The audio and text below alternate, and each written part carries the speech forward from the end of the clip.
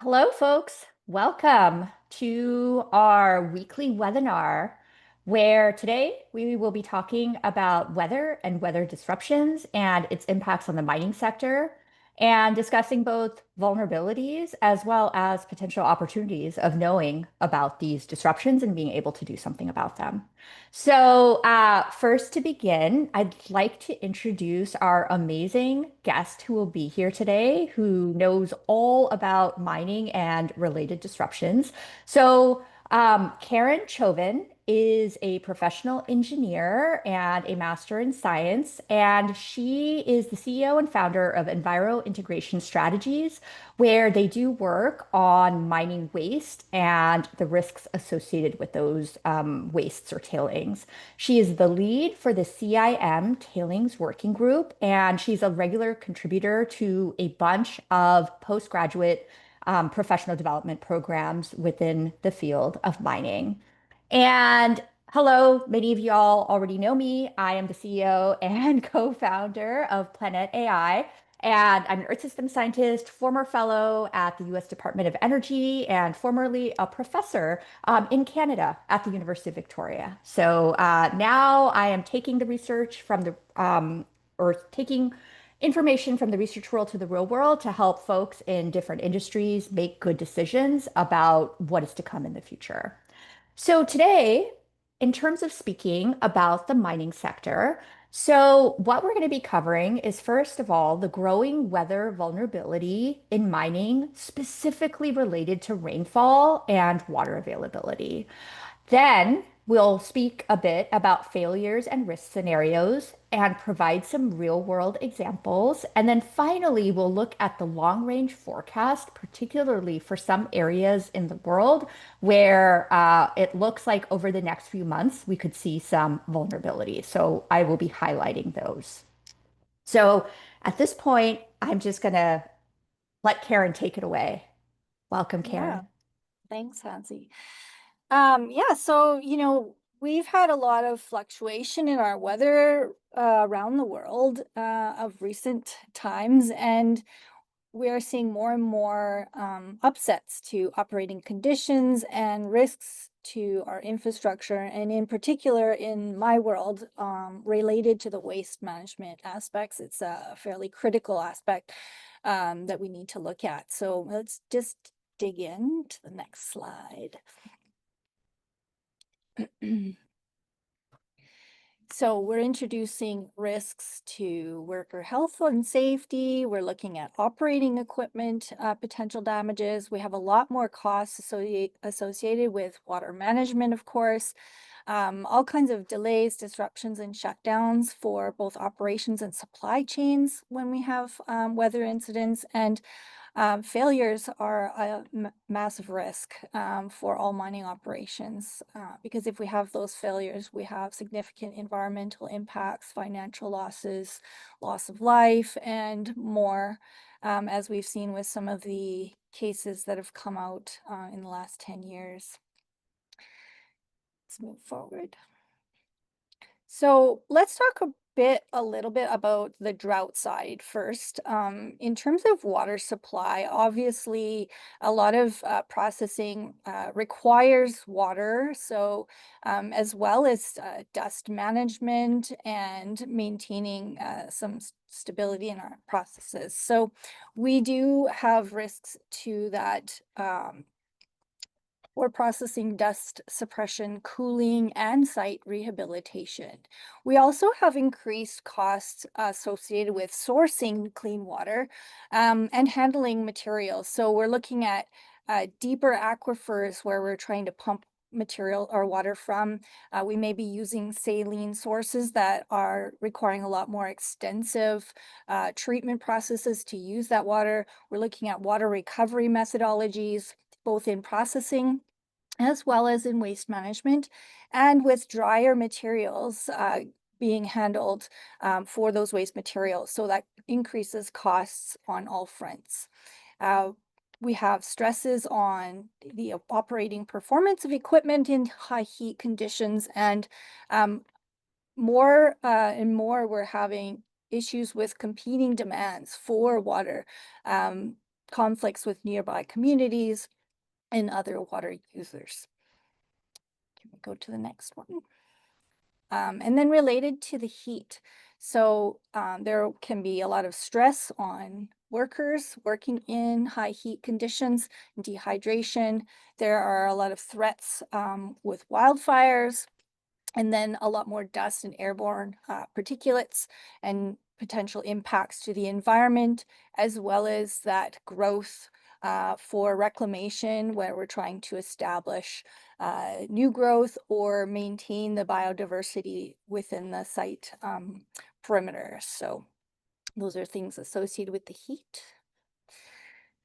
Let's move to the next one. So let's talk a minute about severe storms. So a lot more lightning, thunderstorms, and wildfires that are causing threats, not only to worker health and safety, but also damage to equipment, electrical equipment. We may have flammable materials that could be ignited. We could have explosions. And if we do have fires initiated, there can be toxic pollution into the air and so on that are a risk to both communities around and can cause some structural damage as well. Okay, and then the last one here on the extreme rainfall. So here's where we're really getting into a lot of grief with water management, operational stops, delays, diversions. We may have issues with road and ramp conditions within our operating pits and across our sites.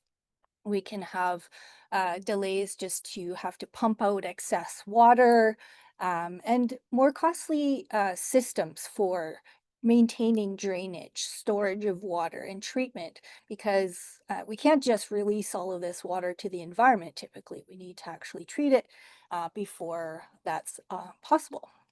We're also going to see a lot more accumulation of water and raising that water table underground, increasing the ground pressures.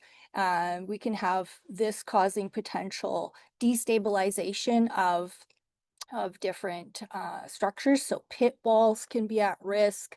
Uh, the infrastructure containing the waste materials, the actual stockpiles of waste and even ore as they get more saturated. So we can have a lot of potential slides, sloughing, and whatnot that would cause impacts to our operating capabilities. Even underground, we could have some issues related to the integrity of the tunnels underground. So we're looking at a lot more stress to the infrastructure for the tailings and water dams, both in terms of their stability as well as their capacity for containment. And if we do have a release offsite, then of course potential contamination to local water sources and potential fines over time. So I'll let you jump in here. Okay, so one thing that I wanted to throw in here, which I think is pretty important, is, we spoke just now about like drought and heat, but then at the same time, extreme precipitation and storminess. And so both of these are characteristics specifically of our brave new weather on our warmer planet, unfortunately. So both drought and deluge, these are actually predictable from first physical principles, which is pretty cool. And so very particularly, like our dry seasons around the world are getting longer and drier. So this is an issue. I really, resonated particularly, Karen, with your mention about the water conflict, because we're seeing that across industries in many places, right? Agriculture competing with manufacturing, for example, or in this case, mining, competing with agriculture. I think, we're going to see more and more of this as water scarcity, even just seasonal water scarcity becomes a thing. And then, of course, there are areas in the world that are getting drier year round. And I think it's really important to consider those types of trends as well in terms of understanding, like, for example, if you're developing a new site, how might you want to structure it for this climate that is to come? And then on the other side, Our wet seasons are becoming wetter. And they are also becoming more intense, specifically in that precipitation intensity is increasing around the world. So, what this means is that, say maybe the maximum intensity you might have seen in the past was, say, 1 or 2 inches in a 24-hour period. And that maybe happens every, decade. It could be now that you see that particular intensity every year. That is just one example of the kinds of new weather that we're seeing now. And this is once again like very well known as an impact of how our hydrologic cycle changes on our warming planet. Yeah. So I wanted to bring up because in mining and in dam safety, we are typically designing for containment of storm events. And um, so there is a risk that, as just mentioned by Hansi, that there is uh, changing in terms of how frequent events occur, but also in the magnitude of those events. So we're having to reconsider, have we got the right capacity in place? But I wanted to highlight a few of the more recent failures because they're not always related to containment of a storm event per se, but they're all related to water management, and failures are appearing in maybe more frequency and um, expanding beyond, say, that overtopping or slope instability because of excess pressure. So here I just wanted to mention, like, there was just a failure on November 4th, so just a week ago, in Thailand. And it is a very large coal waste facility. So this is a site that has seen some failures in the past, but basically what they found was they started to detect movement as early as October 31st. And with a lot of rainfall adding to the situation, um, they had this big failure on the 4th. So, this is where water has impacted the stability of this massive pile and caused some damages to communities and infrastructure and so on. On May 17th in Malaysia, there was an overtopping event. Now, I do know there's a combination of causes here, but this is another excess water situation where there's a lot of water that was contaminated with cyanide that escaped into one of the rivers locally and did some damage to downstream environments as well. Let's move to the next one. And then on March 16th, so interestingly, these both occurred on the same day. News of these incidents sort of came out sporadically afterwards, but on the left-hand side, there seemed to be a series of events. So some heavy rainfall in Indonesia seemed to have caused a landslide into a tailings facility at the Huai nickel cobalt site that caused failures downstream and then impacted the Indonesia Morowali Industrial Park. It's a mouthful. Where several of their containment facilities failed very, very quickly. And on the March 16th, there was a few, but then also another failure on March 21st. So a lot of kind of mixed information there, but you can see the damages of escape of those solutions out into the environment and to in the village of Laboda downstream. In Bolivia, we had another failure as well of a major water containment infrastructure, also releasing contaminants downstream and major impacts into the downstream environment. So we are seeing a lot that are related to high rainfall events, related to a lot of water, saturation of materials, and collapse of infrastructure that seemingly may have been fine before and then caused chaos later. So not a good situation. We've had now 9 failures this year And this is after, past average of 2 to 3 per year. So not a good trend, and we need to get on top of it. Yeah, thank you, Karen. So I think at this point, both of us, we wanted to at least highlight maybe what is possible in this new world where we have both drought and deluge, particularly for mining, right? So how do we adapt here? And so I'm going to argue that there's kind of these two areas. So first, of course, are the major kind of infrastructure upgrades. And here's the thing too, right? Infrastructure upgrades doesn't necessarily have to mean that you tear the whole thing down and rebuild it, but it can mean, particularly smaller CapEx investments that specifically can help upgrade infrastructure to the point where it can withstand, for example, more drought or more precipitation, particularly. So I guess my point there is that, there is probably low-hanging fruit on the side of the infrastructure upgrades, though obviously this is expensive. And very particularly too, there is always the question of to what year do we upgrade the infrastructure to? Do we think about 2030 normal conditions? Do we think about 2050 normal conditions?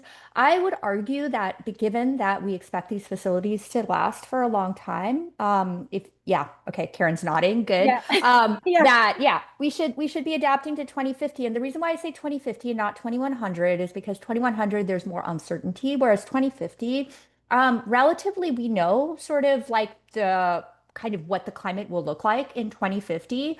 It's not super dependent on our current emissions trajectory. And so because of that, that is like a very clear target that we can build towards. And it's not excessive in terms of, being like, oh, what if we're over adapted? I mean, 2050 is coming. We pretty much know what we're going to get in 2050 at this point.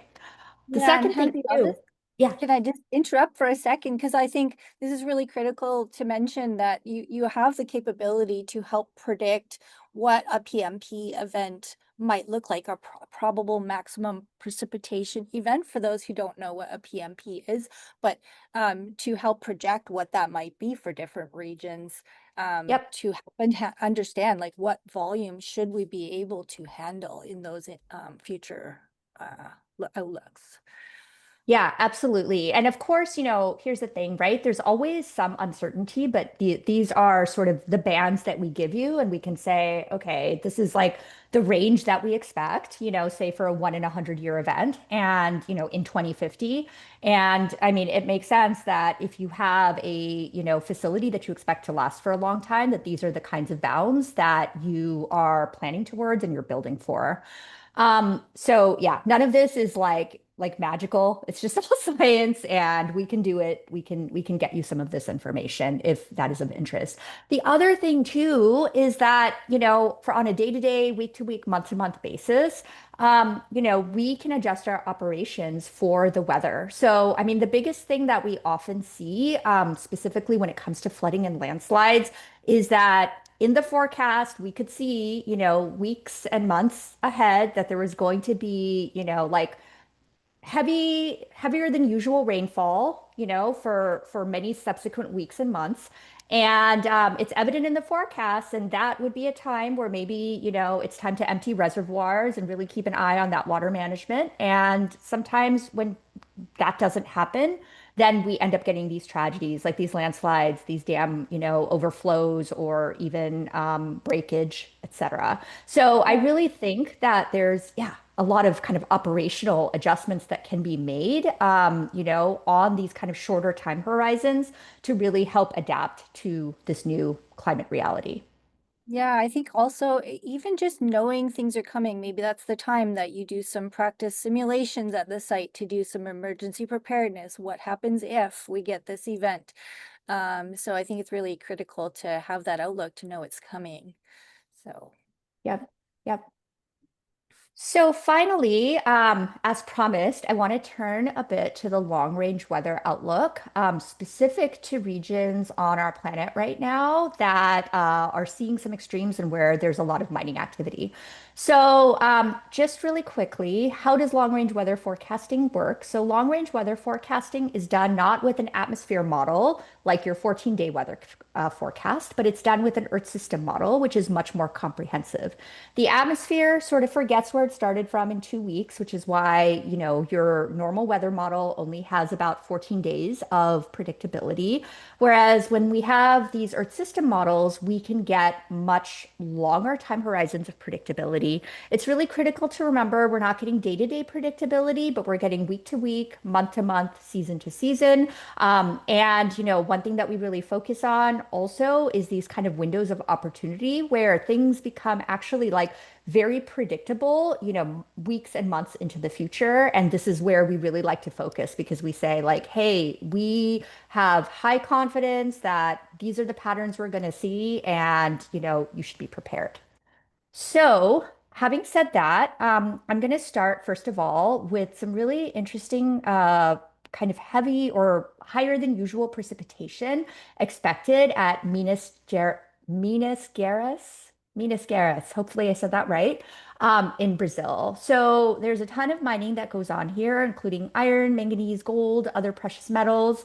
And over the next 3 months, actually over the next 6 months, this region is expected to be really have heavier than usual rainfall. And this is the rainy season to start with. And so usually these kinds of cumulative, heavier than usual rainfall, that's where you have a higher risk of landslides and sort of other environmental hazards that are associated with it. So this is a region really, I think, to keep in mind over the next 6 months as we see how this heavier rainfall plays out. And then, of course, if you're an operator in this region, yeah, this is probably a good time to think about contingencies. And the second area that I really want to focus on is Central Africa, because we're seeing some really kind of interesting weather play out here. So I've circled a few areas. So this right here, West Africa, this is the Gold Coast. And then here, of course, Gold Coast. So there's some iron. It's mostly gold and other precious metals. We have a iron-rich region here, which is Gabon. And we also have this kind of diamond-rich area here in parts of the Democratic Republic of Congo and Northeast Angola. And so we see kind of this drier than usual weather over Gabon. So we might expect that maybe these particular mines might be more productive over the next 3 to 6 months. And then we see heavier than usual precipitation on the Gold Coast, as well as these diamond mines in the DRC. So we might expect some effects there as well. So these are once again weather anomalies to keep track of and to make sure that adequate plans are in place. And then finally, because I think we have a lot of folks from Canada here. So Karen said, please, let's talk about Canada. So yeah, and we love Canada here at Planet. So we will talk about Canada. So a few things. So this year, one thing that we really see is, of course, the late start to winter, particularly on the West Coast. And then, okay, I'm going to try to rerun this. Particularly Oh, let's There we go. see if it's, There, not sure if it's running. Okay, well, okay, I'll just walk through it. Or here we go. there you Okay, go. It maybe it'll looks decide to run. We'll see. Okay. So we do see a late start to winter, except over BC potentially, where we see some, good cold weather conditions. And then we do also see that January and February are potentially colder than usual this year for Western Canada and the prairies. And then we do see some wetter than usual conditions over the Canadian Rockies. This is what, led us to say, like, yeah, check out, some of the skiing out in BC because it'll probably be good this year. So that is the Canada outlook right now. And of course, as we sort of move forward into the future, we'll get more insights there. And my apologies for this video not working. I'm not sure exactly why it's not working. Um, all right. So this brings us to the end. Thank you so much for being here.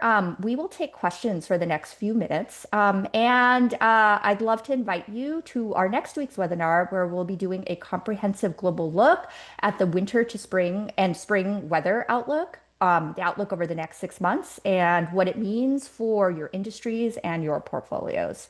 So thank you so much, and we'll open up to questions. Thank you, Karen. Yeah, this is great. Curious to see what questions. So I see a bunch of things in the Mm. chat. So Chelsea says increased monitoring and instrumentation. Oh, Chelsea, would you like to ask the question live? Yeah, go ahead. Hi, I'm Chelsea Burden. I'm the CEO of Elevate Engineering.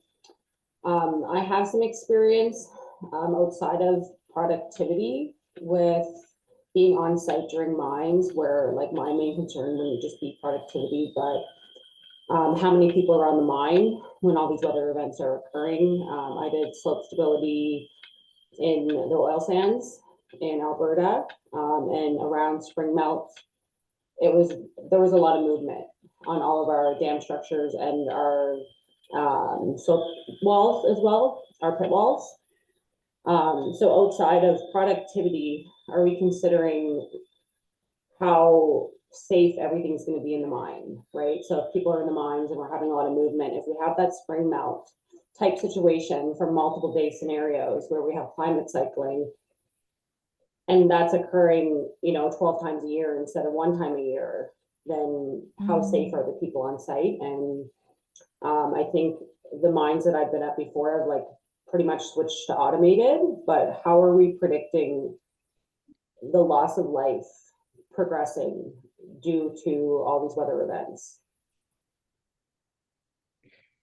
So maybe I'll take a step. So I think what we're trying to suggest here is that using the weather forecast as a way to plan forward and really look at what risks are coming and planning for how you're going to deal with getting people into safe spaces and so on if you start to see these events actually occur.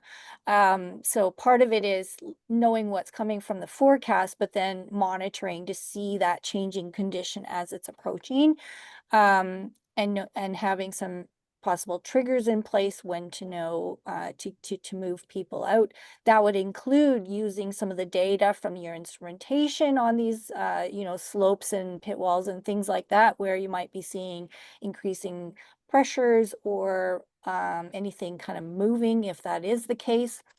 Um, and I think knowing, of course, the capacity of your, if it's in a containment facility, knowing the capacity of your equipment and that it is in good operating conditions and monitoring, its performance over time. So I think having all of this knowledge from instrumentation is great, but you do really need to have those plans in place, how you're going to deal with things more effectively in the moment of.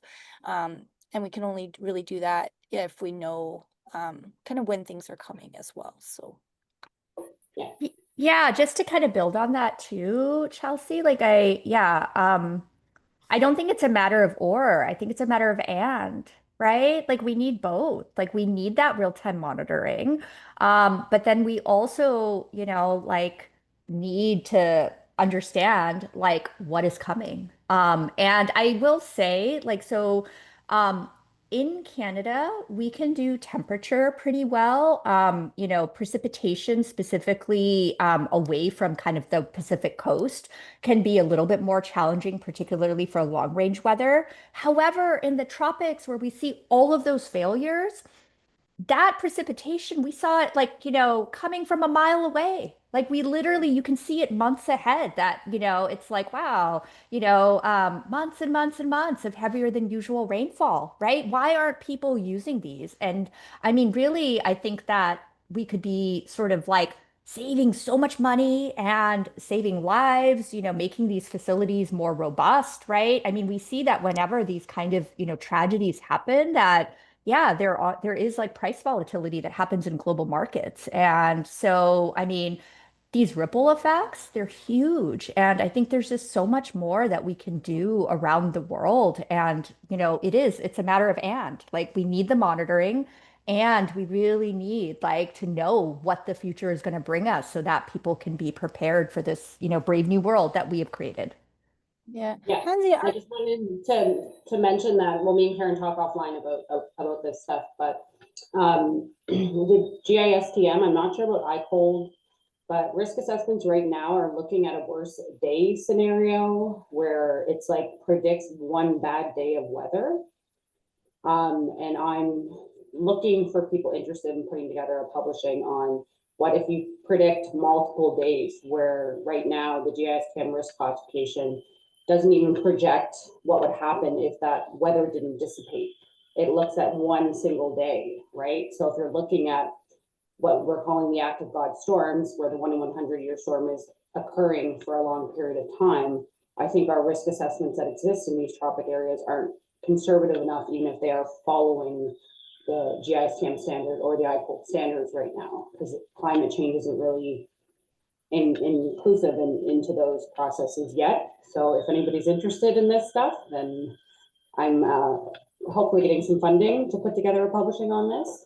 So, yeah, one thing I would just even add to that, and it was related to the question I was just going to poke at Hansi, is, my understanding is a lot of these 1 in 100 year storms or these 1 in 24 hour events that are being used are a lot reliant on past data, historic trends. What were the majors, and is that changing? Is the trend changing? And they're trying to project forward based on that historic information. And I maybe Hansi, you can just comment about how using the broader systems that you are like could actually enhance and make it better predictions of what's coming rather than just a backwards look. Yeah, and I think related to this too is specifically about trends in extreme precipitation. Because the fact is, like, at a single location, we don't have enough realizations of the historical data to be like, oh, this is the trend, right? So, yeah, that is not even like a thing that we can really consider. Like, if you're using like historical data at a particular location, like you can just give up now. Like, there's no way you're going to see the trend, right? And so the real way to do this is through Earth system modeling, right? Because then we can run this realization, say for this decade, we can run it like 10,000 times and we can give you just like a beautiful, histogram, a probability distribution showing what that PMP is, right? And so, yeah, and then also This I'm is why I getting was this so question. excited to chat Yeah. with you, Hansi. Yeah, yeah. I mean, this is like none of this is really, yeah, like difficult. This is stuff that us as scientists we do. And of course, it requires bias correction. There's going to be uncertainty bounds and all of that. But this is totally, information that you can get, and you do not have to rely on the historical data because the historical data just does not have enough statistical power for you to really be able to understand what those risks are, particularly. So, yeah, these are solvable problems and not solvable with historical data. Yeah, you do have a question about the area that you can do predictions and Yeah, um, so right, yeah, speaking about area, currently we are working at a 25 km by 25 km grid. So, but those can be downscaled. But that is kind of the current resolution. I will say that usually for water facilities, we kind of think about a lot of this in the context of a catchment basin. So it is actually a larger area anyway that we usually, sort of create some sort of cumulative metric over in order to understand kind of what the drainage is going to be over that region and therefore the effects on that particular dam or reservoir. Okay, we are over time. Thank you all so much. I bet that we could be here for another hour. So yeah, I hope that we can take some of these conversations offline. And I once again, I want to thank Karen for being here. Yeah, it's wonderful to have experts on this weekly webinar. And yeah, hope to see you next week. And please get in touch with us if you have any further thoughts and questions that you want to chat about. Thank Excellent. you. Thanks, Hansi.